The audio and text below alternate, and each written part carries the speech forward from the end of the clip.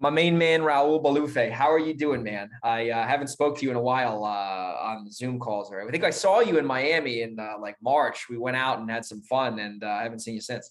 Yeah, man. It's been real good. It's been real good. Yeah, we connected a little bit in Miami, went out to some bougie dinners and stuff.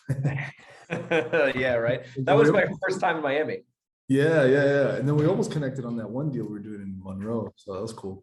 Yeah. So for the listeners, Raul does Nate. We're gonna get into his business model here in a minute, but he got a lead in my hometown. Out of all places in America, Monroe, New York, the guy gets a lead there. And I'm like, yeah, New York, you can make big money up there, but it's a totally different planet in terms of how real estate is transacted. So he's seeing that firsthand. It's been a learning curve for sure. And I'm like, when I looked it on the map, I'm like, where is this place? And the first person I thought of was you. And I texted you, I'm like, hey man, do you know about Monroe? Like, is there any buyers up there? You're like, dude, I grew up there. I'm like, oh shit, let's go. Yeah, no, we do deals in Monroe. Like we had one a couple months ago, and I've done some big rehabs. Like it's funny, I got this rehab last year, like 5 minutes from where I grew up. And dude, we just rehabbed it and made a ton of money on it. I'm like, this is crazy. I'm like buying real estate and like I don't live there anymore, but just weird how like I'm like making money in my hometown, like I kind of know the neighbors and shit. So it's like funny. Oh man. So if people aren't familiar with you, like how did you kind of get into real estate? We've known each other for a while and you've been in the game for a while. So just kind of give everyone your background, and then we're going to get into your new business model you've been executing for the last like year. Yeah, definitely. And dude, thanks for having me on again. I know My pleasure. this is our third time on here or something, but dude, Yeah, it's been a while. yeah, you give a ton of value on these things. So I'm really happy to be here. Yeah, man. My journey started, I was younger. I mean, I was 20, 21 years old, and I was working a family business. My father had a car dealership down here in South Florida. That was kind of my destiny to work there, run it, manage it, then eventually own it. And the car dealership it was a pretty profitable business and made millions of dollars a year. But I hated every freaking second of it. I don't want to say every second, but I really did not like that business at all. I didn't like selling cars. I just didn't like the industry. And so after a few years of just battling internally, I was like, you know, hey fam, I love you, no hard feelings, but I'm out. I don't know what I'm gonna do, but I'm gonna figure this thing on my own because I just don't like it here. And it was nothing that the family business was bad or good. I just wasn't for me. And then I just started off this thing on my own. And I was listening to a podcast one day on economics because that's what I went to school for. And I barely graduated, but I went to school for that. And I came across this not so popular guy called Sean Terry. And I learned about what wholesaling was. Then I was just like looking like, okay, Sean Terry's in Arizona. At the time, like, he had like online products, but there wasn't like masterminds or coaching. Like this was in 2013. So there wasn't like a lot of things like that. So I started like asking people in real estate that I kind of knew who was doing this stuff. And so I found one guy, and I kind of just followed him around for a little bit until he agreed to teach me for money. And I borrowed some money, learned, and man, it took me 3 months to get the first deal full time.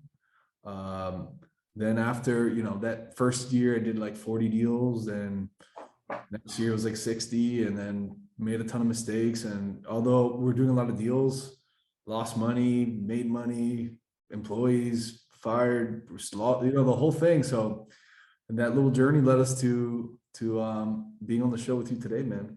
Dude, that is awesome. And you're not that old, but you're kind of an OG in real estate. Like you've been doing this for almost 10 years, which time flies. But I mean, I remember I heard you on a freaking Sean Terry podcast. This is back in like 16 or 17. Yeah. And I'm like, who's this like guy in Miami? He's not that old. He's making money. And then I ended up running into you at like a Matt Terrio event in That's right. 2018. And I was like green as they could get, maybe like one deal under my belt. And we've just always stayed in touch and been able to hang out a few times, when I'm in Miami or you in California or whatever. So it's cool to see your journey kind of like as an entrepreneur. Like you've been doing this for a while, you've pivoted your business model for a while where you were mainly operating in South Florida. And now the theme of today's show is you're doing this wholesaling model all across the United States. And this is a trend that I'm seeing now where a lot more people are doing this. Cause like 2 years ago, people were like, they didn't think it was possible, because I think the technology even 2 years ago wasn't as good as it is now, to where you can do this. Like, I do a lot of business in local markets, but I do it virtually, right? But like, you're doing this virtually, and I'm sure you're getting deals all the time in towns you've never even heard of. You know what I mean? Oh yeah, all the time. Yeah. Yeah. I mean, you said it interesting. Like, I realized maybe like a month ago that I'm like, someone asked me how long, and I'm like, oh man, it's gonna be almost 10 years me doing this. Like I'm like, damn, my 10-year reunion of high school. I'm getting old, I'm getting more gray hairs here. But dude, the pivot is such a strong word. I mean, we've pivoted our business many times, and there was like 2 rough years that were really ugly revenue wise because of how strong the pivots were. Because my main thing was MLS back in the day, and that dried up, especially in South Florida with funds and less listings and all these type of scenarios. So for a few years was pretty rough, man. A lot of people don't talk about the rough parts, but a lot of pivots, a lot of different things, and we landed on this after a lot of research and talking to some really, really smart investors. We landed on this virtual nationwide model, and honestly, I would never look back. I'm just so happy with it. I'm happy to share everything that you guys want to know, because I believe it's such a great model. That is awesome. And we were going to get into that on today's show. Before we get into the nuts and bolts, hopefully people know what wholesaling is, but just for the people who maybe have never heard of wholesaling, if they live in a cave, what is wholesaling? And then we're going to get right into the meat and potatoes. Yeah. Wholesaling in its simplest form is finding a home or a seller who's looking to sell their home, making them an offer, putting it on paper, getting 2 signatures or 3 or 4, whatever, how many sellers there are, getting a signature from the seller and a signature from you as a buyer, and then reselling it for a profit.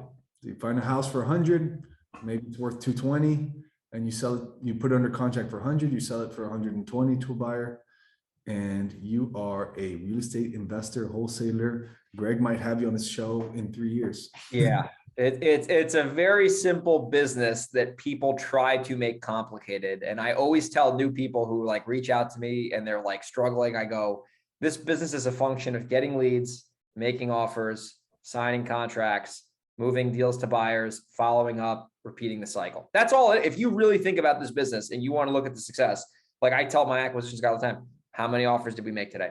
How many leads came in? What's in our pipeline? Who's on the hot sheet? Where are we at on the deal flow? And that's it. If you do those things and measure those things, I mean, it would be impossible to not make money, because it's like math. It's like math. You make X amount of offers, you're going to get some of those accepted, and you're going to turn those into cash. Yeah, I think that's the hardest thing for people who are new, to wrap their head around. I still hear a lot of people like, "Oh, inventory is so tight, but how are you getting cheap deals or this and that?" And I understand where they're coming from, because if you listen to the news, or if you talk to people who are not in flipping houses or real estate, it's possible for that to get in your head. But really, if you just make a certain amount of offers, you will get deals. I mean, it's so simple, but it is not easy to get. It's not like you're going to just, all of a sudden wake up and be making 30 grand a month if you've never done this. It takes time and skills, but it comes down to like this, my friend, Michael Pinter, who's an investor in Long Island. He's like, the core brick of a real estate business to make it grow profitably is offers. If you stack those bricks every day on top of each other, eventually you're going to have this great business that's really profitable, because you're just making offers. Like I had heard another guy say, I never bought a house I didn't make an offer on, Yeah. I was like, oh, that's really good. I've never thought of that. We say that to our team, actually. It's funny. It's true. Some people are like scared to make the offer. They're like, oh, well, the seller's asking 350. I can only buy it for 275. I'm like, dude, make the offer. Like, what happens if something changes? Like, you never know until they freaking know what your offer is, Oh yeah, man. I actually, like, I'm in the process of buying a home for me here in Miami, and I used to do a lot of MLS, so I'm just bringing my whole MLS skill strategies back, and I'm just going to all the areas I want, and I'm just blasting out offers, man. And whoever accepts it. So the numbers were like, I made 19 offers on like a personal residence I want to live in. Yeah. And I got 2 realtors that replied, and 1 said they'd accept it. So look at that. People are trying to find their own home. You're probably just not making enough offers. So there's a little ninja trick for you. If you're looking for your own personal residence, just be unemotional. Make ton of offers. Said that, dude. Make a shit. And it's, you just said, be unemotional. People are emotionally involved in their business. Like, dude, it's a numbers game. If you've never made money before, I get why you're emotional, because it's like uncomfortable. But once you make like 100 offers, you become numb to rejection. Like, you don't take it personally, Done. Yeah, So, no, that's how it is. That's really how that's it is. it, man. So I got some questions for you about your nationwide model. So from a high level perspective, what are you doing to generate these leads nationwide? Because people are probably thinking like, how the hell is he cold calling the entire country, or how is he mailing the entire country? But you're about to tell us what you're doing. And obviously it's not one of those, it's not those channels. No. Yeah. The challenge with some of these marketing strategies when you go nationwide is some of these work like cold calling. I heard you mention, nowadays, I feel like cold calling only works if you get really, really targeted, Yeah. or if you have like 30 cold callers. Well, anyways, long story short is we landed on Google Ads, Google paid advertising, pay per click, PPC, and we landed on SMS, so text messaging. We're doing some direct mail. We're kind of testing to see if we're going to stick with that for a little bit. But Google Ads and SMS is our sources for nationwide.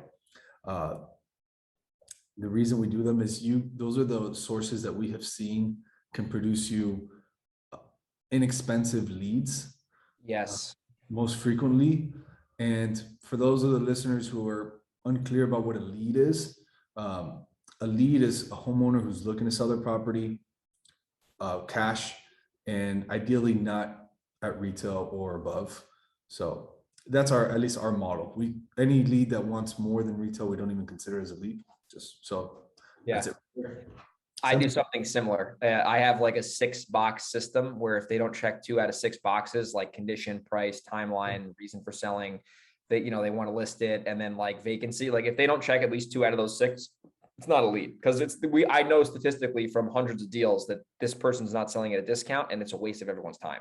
So I like how you actually just made that point there. So we're going to get into PPC in a minute here. Before we get into that, now, even with SMS marketing, like, are you just texting like the country, or like, because how are you like deciding on like where to text? Because there's 50 states and hundreds of millions of people living in this nation. So like, how do you kind of do that strategically so you're not getting like shitty leads, or you're not getting like, because that's more list-based marketing versus PPC. They're like going out and finding you online. Yeah, no, agreed. So really the areas that we're texting are the homes that we would purchase ourselves for rentals or portfolio or flips. So there's not a lot of like data science behind it. It's more just like, hey, we're buying rentals and we're flipping in Florida. So let's do our texting in Florida. We're buying in North Carolina and Alabama. So that's where we're doing our texting. Really, there's not a ton of like science behind that. So I would recommend, if you guys, whoever wants to get into texting, get really targeted and do it in a way that you're excited about that area, or you have a few exit strategies in that area. Yeah, I love that. And that's true too with texting. We do texting. I used to hate texting until I started making serious money in San Diego from it. And then it like shit the bed. And then like about a month ago, I was telling my assistant, I'm like, you know what? We have this list. I do a shitload of direct mail. I love direct mail in my like local markets, not like doing it nationwide. And I'm like, why don't we just send these people text messages? I'm like, I guarantee you we're going to get 1 to 3 new good leads a day. And we're going to get another 1 to 3 houses a month just from the damn data we already have. So we signed back up for launch control, and we're getting like a house a week from texting. And I'm like, I'm such an idiot for not doing this since the beginning of the year, And I was getting emotional, like you said, No, look, man, don't get me wrong. Texting has been a lot more difficult. It's a lot more challenging. It's just a lot more management intensive right now. Yes. We used to send a lot of messages a day, and then we spoke about this. But now we've lowered it drastically. I think like 5,000 text messages a day. We were like at 50,000 a day. 50,000 a day. Holy shit, dude. No, a lot of messages. We can't do that anymore. But honestly, dude, it's a very consistent and nice flow of deals. If you're able to we've seen the magic number from me and my students, from 1,000 to 3,000 texts a day would be where I'd aim to get to, or more, obviously. But that's kind of like the minimum I would say to be able to get you like 2 to 3 deals a month. Yeah, no, because the thing I like about that strategy is you might not get a like laid down seller every day, but when you compound that daily activity over the course of 90 days, over a quarter, you build so much momentum because they're like, they just, people will respond later or like they're already in your system. And then that, like with texting, I found is so powerful, just the follow-up game and getting the momentum built, like with any marketing channel. You're going to have the results over time. And like you said, if you're not sending enough texts, you're not going to, of course, it's not going to work. You can't send 500 texts anymore and expect to get good results. Everyone's doing it, That's the reason I bring up the numbers. And one of the reasons we fail in business or in wholesaling or real estate or whatever is our expectations do not match the actions. And it's typically because people don't know what the real numbers are. And so I don't know how many times you've heard it. I've heard it. It happens to me when I'm doing things, but it's like, oh, look, I sent 500 messages and I haven't gotten a deal. But if they actually knew it takes about 15 to 20,000 messages to get a deal, now they don't feel as bad. So that's the reason I'm saying this. If you can get to 1,000 to 3,000 a day, if you sent 800 in your career and you haven't gotten a deal, don't feel bad. Just get motivated to send more. Yeah, exactly. And you don't have a big enough sample size to know whether your list is even bad. It's like, I'm like, if in San Diego, if you're going to send 500 text messages, you're going to get like 10 replies and they're all going to be this emoji. But even in New York, it's the same thing. Like people Cali's, I probably wouldn't recommend sending messages in California. I think they're like they have text messaging pretty black from what I've heard. Yeah. It still works a little bit, but it's not like, dude, it used to be like a way easier. We have a deal this week we might be getting out here, but it was kind of lucky.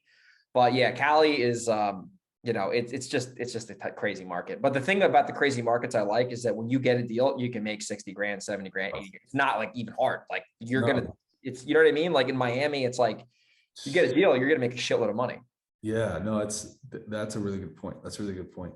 Yeah, if you have the wrist for it, do it. Definitely texting. I would consult an attorney if you really want to take it serious, but because it is kind of gray. I'm not promoting that it's a great thing ever, but it works. It's capitalism, and if people tell you to take it off, just take it off. Exactly. Don't be like some in person, behind the screen. Yeah, it's funny. Do you guys use launch control anymore, or you use another software now for texting? We use Batch. Okay. Yeah, they're like, that's them, Batch, Launch Control, and Sherpa are like the three big ones. Smarter, I think Smarter Contact, I forget what it's called, but there's like 4 of them for real estate that are like compliant. We're not attorneys, we're not giving advice, but basically you have to click the freaking mouse every time you say, so you have to have a VA basically overseas, doing this all day to stay compliant. What? And replying to messages. Yeah. And I would say like the biggest thing when people hear this, I'm sure a lot of your listeners are either new or maybe a lot of them do deals. The goal is text messaging is to get on a phone call, totally. Or in-person appointment if that's your model. So some people hear text messaging, they're like, wait, I got to use my phone and I got to get it. It's like, no, the text message marketing is through a website that you do it all through your computer. And the goal is not to do the deal through text. The goal is to engage your client and then get on the phone with them or in person to do the deal there. Totally, dude. That's phenomenal, like tactical advice, because like we'll get a lot. We actually made a mistake last week where I thought I was like, oh, where are these calls? Like, because obviously people get a lot of messages. They're like, well, they're going to probably call that number that texted them. So I'm like, all right, let's turn this into CallRail for a minute. So I routed that number to CallRail, dude. We literally got like 45 phone calls in 2 hours. And I'm like, guys, shut this shit down, shut it down, put it to G Voice.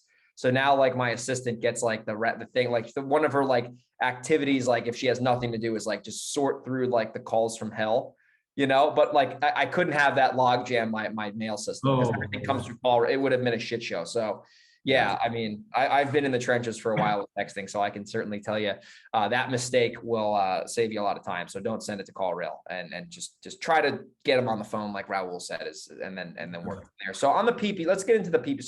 So what are you guys doing on this, Nick? Because like I'm thinking like, well, I know what you guys are doing, but a person would think, in theory, if you're targeting the entire country, the leads would be more expensive, but that's actually the opposite. I've found that like running pay-per-click in New York or in San Diego is a shit show because it's so competitive in that hyper market for that keyword.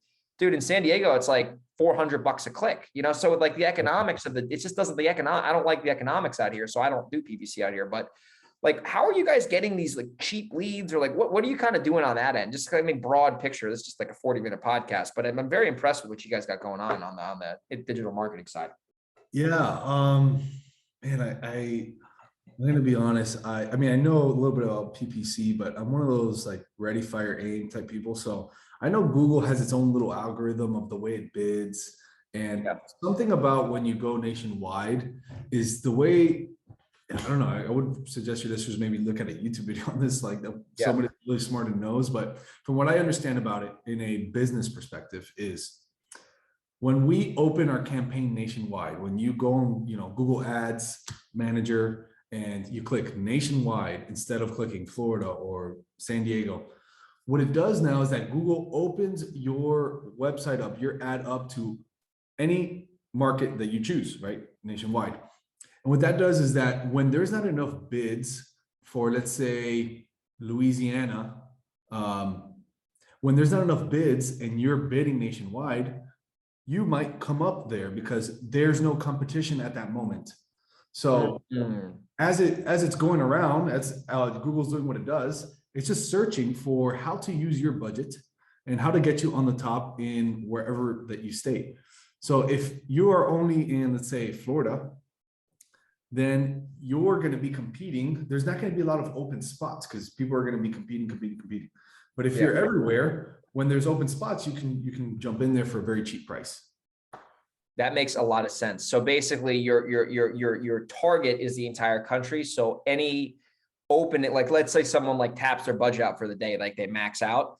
Now they're out of the question. And then your ad will get served.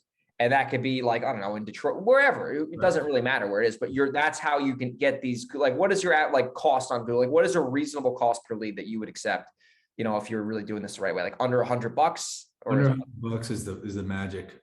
That is gold, dude. Holy shit. $75 cost per submission, cost per lead. Awesome. And what that means is every time someone fills out a form, there's a cost, right? How much the clicks and how much budget you spent to get that. And so it costs $75 to get one person that filled out a form that says, sell my house, fast cash, et cetera, et cetera, et cetera. Meaning they're usually pretty motivated. Usually, not always, but it's good lead flow for sure. Yeah. And the thing I've noticed with those leads, like I get a lot of like SEO deals. So it's like basically PPC, but it's like organically ranking. This isn't like local markets or in New York, but that you're going to have the big takeaway that Raul. So if you need to get 15 of those to get a deal, but then if you're doing direct mail, you need to get 30 of those to get a deal, you can work less hard than your competition and make the same amount of money and you don't have to be that much better at sales. Like you could be probably worse at sales, honestly, but if you're getting better leads, you don't have to be as good at persuasion because the leads that you're getting are already more qualified. So you have more kind of wiggle room with the seller because they're already reaching out to you. They have a property, they want to sell it. They're coming to you and asking you to buy their house versus you going to them. And, so it's like kind of a different dynamic when you're approaching that prospect. Yeah, it's interesting. And definitely if you do PPC or you do Google or SEO, and I would encourage you to figure out a way that you could track it so that you know that it's a Google lead. The reason I say that is because we treat Google leads differently than we would treat text message leads. Oh yeah. Google leads. I've never liked the aggressive style of sales. I didn't like the car business. I didn't like how they sold and, very like, kind of boxed in, like you can't leave type of sale. However, I will say with Google ads and pay-per-click, although even if you get cheap lead costs, it's a dog-eat-dog world. If they fill out your form, they're going to fill out others. So I would say not to be aggressive or change your sales style. However, for those of you who've listened to John Martinez or all this stuff, I would say really go for the yes or no very, very efficiently and very quickly. We've seen it takes from our PPC leads, it takes If you don't get the deal within 72 hours or less, there's like a 90% chance you're never going to get it. And because they're already going to buy, they just got to figure out who they're going to buy. Is that why? Because they're at the end of the sales cycle, basically. They're at the tail end. So they're basically ready to go. Yeah, exactly. So I would say you got to have your team like on it. And a little ninja trick, something we did as of 2 months ago. Well, there's this website or this app, it's called Callingly. I don't know if anybody's heard of it, but I'm sure. Callingly, what it does is that it links to our Google campaign. So when someone submits a form on Google, Callingly and Zapier, right? Zapier. So it's for all this nerdy talk. I mean, I would say Google it. It's not that hard, but basically it connects one website to another. Yeah. Magic of the internet. I don't know. So Callingly, what it does is that when the lead comes in, Callingly will call all of our sales guys' cell phones. Okay. And it'll say, hey, you have a Google lead. Click one. Whoever gets it first and they click one, it calls the seller right away. So we have that set up within 5 minutes that we get a lead. It dials all of our salespeople to be able to answer this homeowner within 5 minutes. So they don't even have a chance to submit their info to another investor. Does that make sense? That makes sense. And so if it's a web form, basically it notifies that's smart. No, that is a hack. I mean, that nugget alone is worth the price of admission today, which is free. So, I mean because like you said, if someone doesn't like, I know people who they'll get like a Google lead on a Saturday, like, and they're like, oh, I'll call them back Monday. I'm like, are you out of your mind? Like, do you want to just throw away? Like, I mean, if it's in San Diego, you're taking $500 and you're lighting on fire. You might as well give it to me and I'll go out and party with it. You know what I mean? It's like, you're literally throwing money away, especially with PPC. Cause like you said, they're hot to trot. They're going to make a decision one way or the other. When I speak to one of my mentors that they have a $1 million a month wholesale business and asked him, what's the most important metric? And he said, speed to lead. He is, especially in the sources that we're doing, right? Google and things like that. And even direct mail, I would argue it's a pretty high speed to lead you should have. Meaning 5 minutes is the absolute maximum that you should be responding to a lead. So 2 minutes is like the magic number, meaning lead comes in within 2 minutes, you need to have somebody on the phone calling them 2 to 3 times, leaving a voicemail, a text message, whatever. Oh, so, that's huge. So Callingly really helps set that up automatically. We don't have to think about it. Lead comes in, all my salespeople get a call with minute 1. If no one answers, it calls them again minute 2. If no one answers, minute 3, minute 4, minute 5. So basically, we rarely miss these deals within 5 minutes. Yeah. And if a lead comes in on the weekend, are your salespeople incentivized to like, how does that work with them? Like, are they like, do they have like a patrol duty or something? Or like, what happens if they're, on a yacht in Miami and it's at, 2 o'clock on a Saturday? Like, what happens there? We take turns. So one salesperson every weekend is like their turn. So we alternate. So it's like one different person every weekend.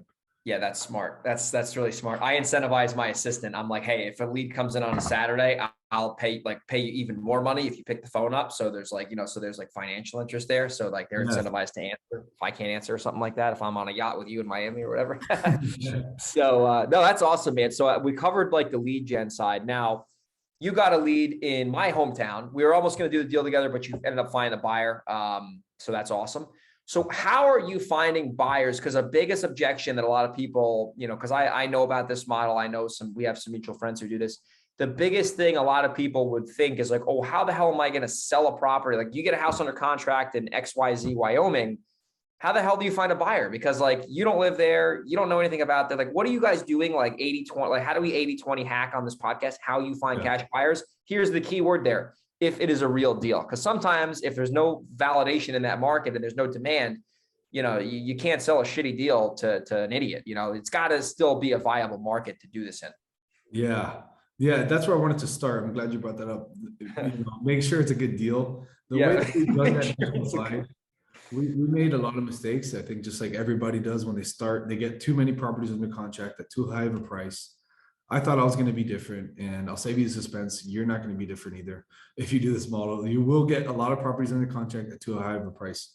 So what we landed on was we saw that if it's like a second or third tier market, meaning Miami's tier one, you know, New York tier one, LA, San Diego, Houston, Dallas, these are all tier one, tons of population.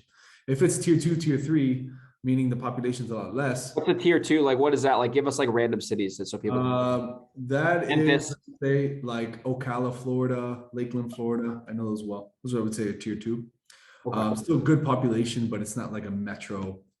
Okay, I know what you're saying. We landed on, it's typically between 40 to 50% of ARV is what your offer, your under contract price should be. The less population, the less you should be on the spectrum.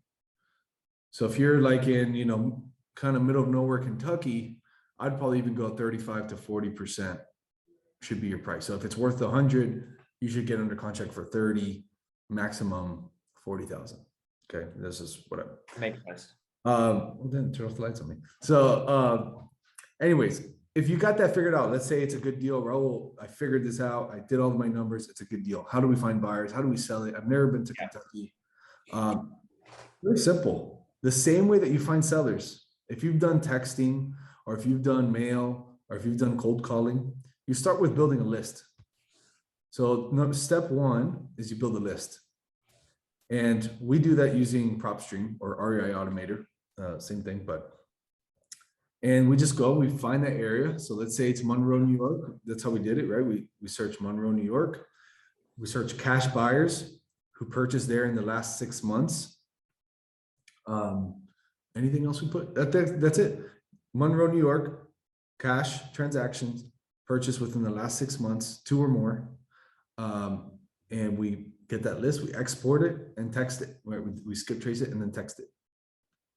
It's so simple, you know, and it ended up working out. You got that guy in Monroe because you knew that it was pretty much a tier one. I mean, that's like kind of tier one mark, you know, you read Manhattan there.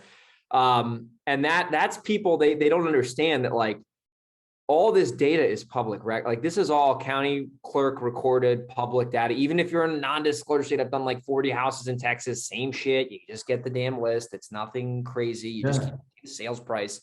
And I mean, if you have enough people on that list, like if you get at least 10 or 15 buyers, you're going to know if it's a deal right away. I made this rookie mistake. This is one here, me being stupid. You're going to like this. I did this shit. My first house in San Diego a couple of years ago. I didn't, if I knew what I knew now, I would have made 6 figures on it, but I was being an idiot. So I get this thing under contract. I'm like, fuck, I live here, but I don't know that many buyers, blah, blah, blah. So I go on PropStream. I did what you said. I found this one knucklehead who like offered me less than what I had in the contract for. I was like, fuck, oh my God, I can't believe this. I'm going to blow this deal. So I'm like, wait a minute. There's no. This guy, I'm taking a sample size of 1 when I live in a city where there's 4 million people. So I said, I'm going to go on Facebook.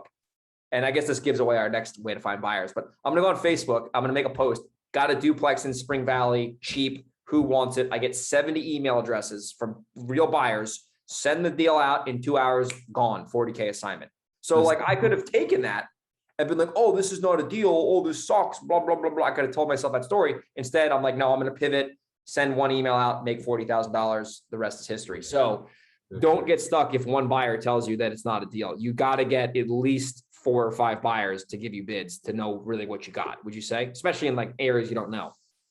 For sure. Yeah. 3 to 5, I would say is the magic number. And really like your goal when finding buyers or selling deals in markets that you don't know or in your market is just aiming to get an offer from your buyers. Because a lot of buyers will talk your ear off, right? And they love to talk, and there's nothing wrong with talking, but a lot of buyers, they start talking about how many deals they've done or what they want to do to the property or what the property needs. And I would just encourage you to cut to the chase. Be like, hey, I completely get it. Look, we're in business to sell deals. I know you're in business to buy deals. What would your offer be?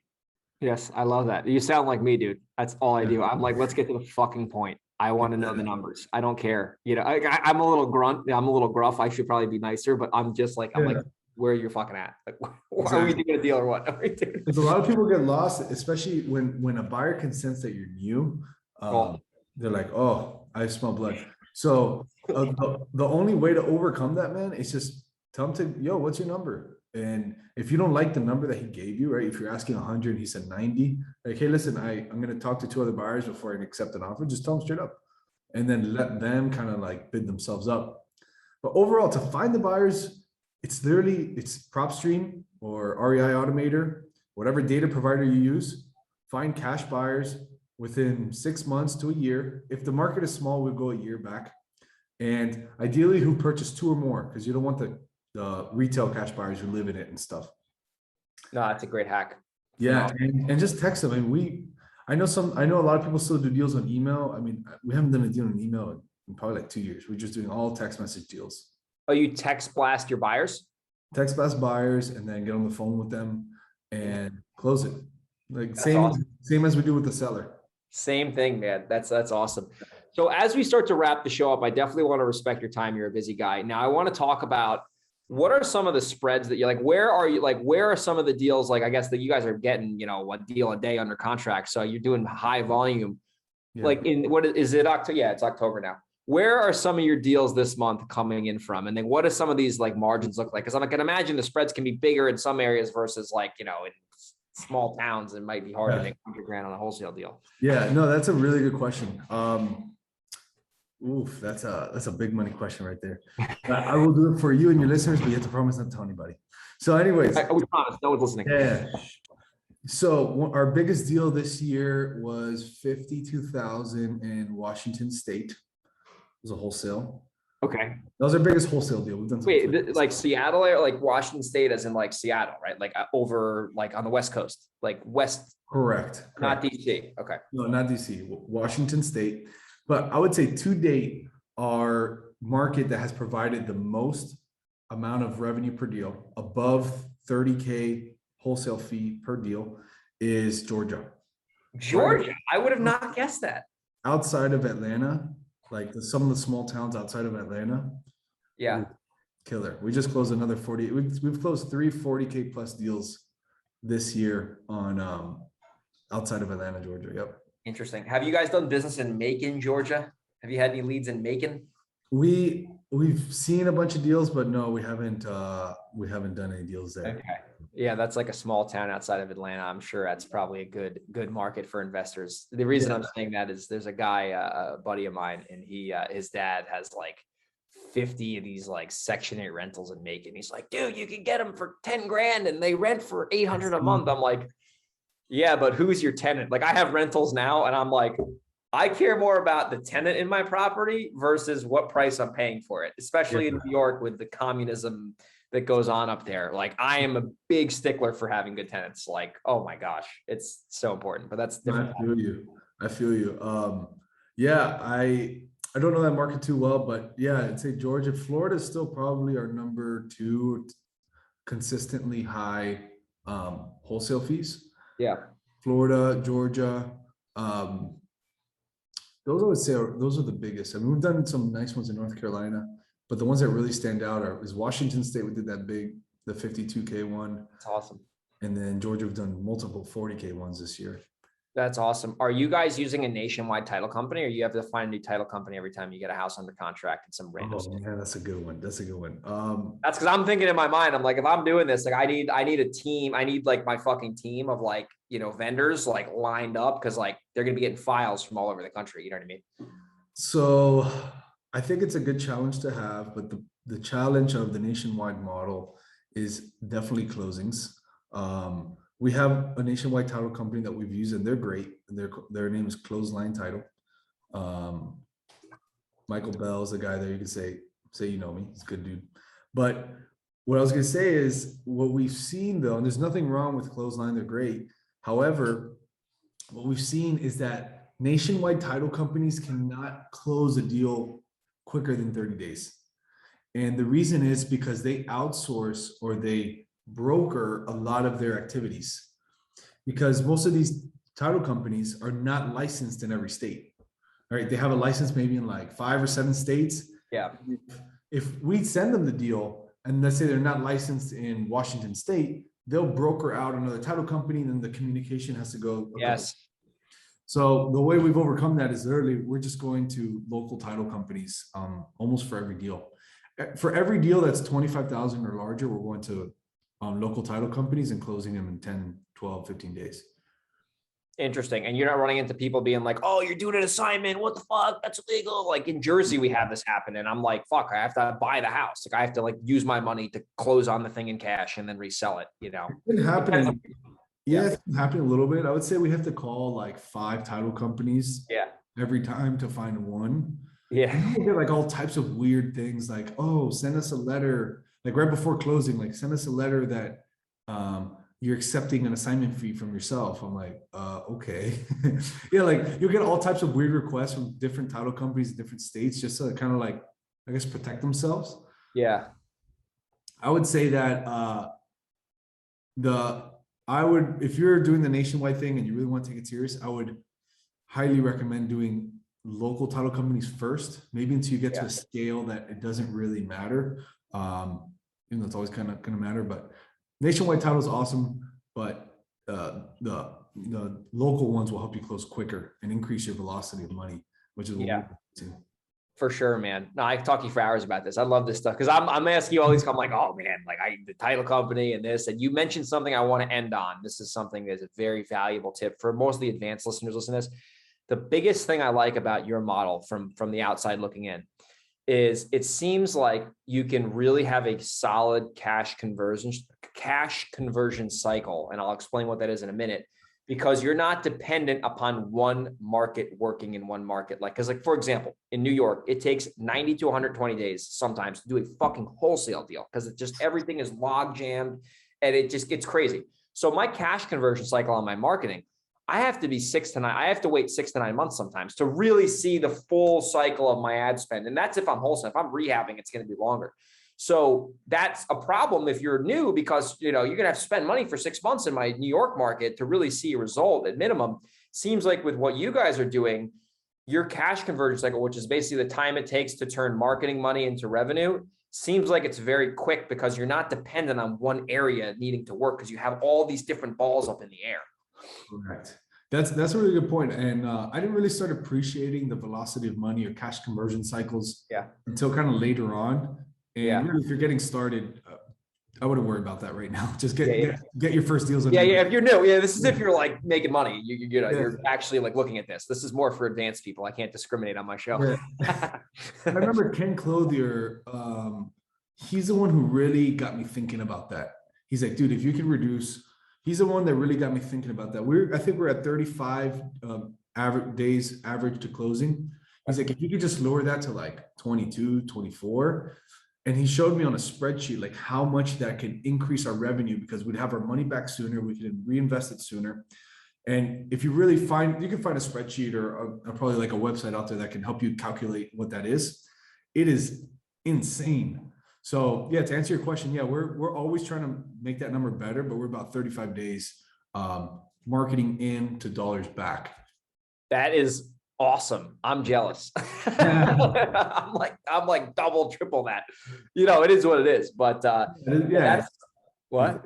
Yeah, it is what it is. I mean, everybody's got their thing, and I'm sure your spreads might be bigger and things like that. So that's how we make up for it in the, not volume, but in deal size. Like our average assignment fee is like 30 G's in New York, and San Diego is like 50. So listen, that sounds cool on a podcast and an Instagram post, but in reality, sometimes you're waiting. You could have like, we have like 350,000 in the pipe right now, but like, we might not have a closing until 3 or 4 weeks. So it's like, that sounds cool until you're actually like, making business decisions like, okay, we're spending another 10 grand a month this week on marketing or whatever. So it's all relative. This is more like the end of this pot, more like kind of if you're in business and you want to scale with the cash conversion. So I think that was in scaling up. I found out about that, but it's basically, you got to know these things. Cause if I know a lot of people, my friends who like, oh, we're going to scale all this. And like, they don't know that number. And then they start spending all this money. And then they're like, their money is on the street.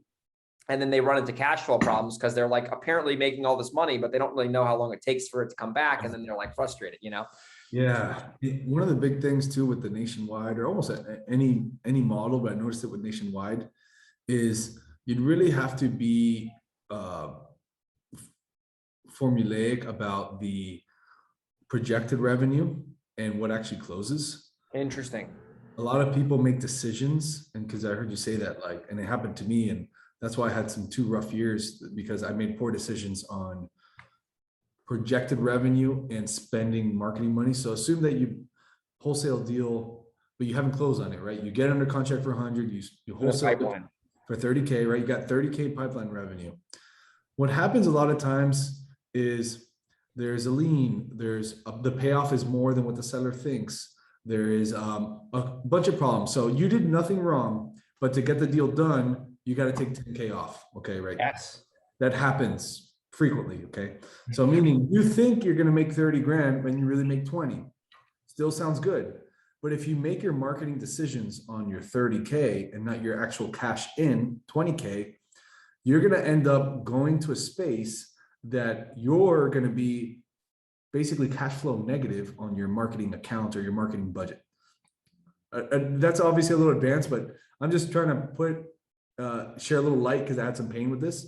Is basically whatever your project is, try and take a little bit off for some error, and basically do that. So I mean, dude, whatever that means for you, I wouldn't make decisions on projected. I'd try to figure out what your percentage is for closed revenue and then make those decisions there. Dude, that is such a bomb. Everyone just rewinds that, even if you're new. I mean, because you're going to experience this in a couple of years once you start making some money. I mean, this is stuff that's not that sexy on webinars and whatnot, because it doesn't sound like it. But if you're running a real business and you have employees and shit, like, this is the stuff that you need to know, because this is how you make good decisions. You can't spend money in your head that's not there, you know? Exactly. You know what I mean? It's a very simple way how I know. Yeah, dude. And I think, I mean, probably most of us get caught up in that. It's like, dude, I got a 50K assignment. All right. So now this week, I'm going to spend 20K on marketing. And it's like, dude, you haven't even cashed it in. You don't even know if it's really going to close for 50. It might close for 40, it might close for 30, it might not happen, you know? Yeah. It's just the truth of it, right? You know, it is what it is. I think we've landed on like, I think it's 65% of our projected closes. I want to say 65 to 70 of your projected ends up landing, and they start to they monetize throughout the cycle. Correct. And everybody has a different thing and different cycle, but that's just something. It might be different for you. You might have completely different numbers. I would just encourage you to think about it that way. For sure. Raul, man, this was an absolute pleasure. I can talk to you for hours, man. Next time in Miami, you know, you're going to be hearing from me. And listen, dude, I really appreciate you coming on the show. If people want to plug into your world, they want to learn about your coaching product, they want to learn about you on social media, what's the best way for people to find out about your coaching? And then also the best way for them to just follow you and get to know you a little bit better. And you have a podcast too, I believe. Yeah, I have the podcast. I would say just follow me. And if you like me after seeing a couple of my videos, then maybe you reach out and we can see if like a mentoring thing would be a good fit. But you can just follow me on YouTube, which is Raul Bolufe, my name. Instagram is also my name, Raul Bolufe, or raulbolufe.com. So pretty simple. Awesome. We will have all that in the show notes. Man, people are probably just getting ready to re-listen to this episode again, because you really dropped a lot of actionable tactical advice. I really appreciate you coming on. I learned a lot myself, and I know you got to run. So I hope you have a great rest of your day, and I'll talk to you soon, buddy. Thank you, man. Peace.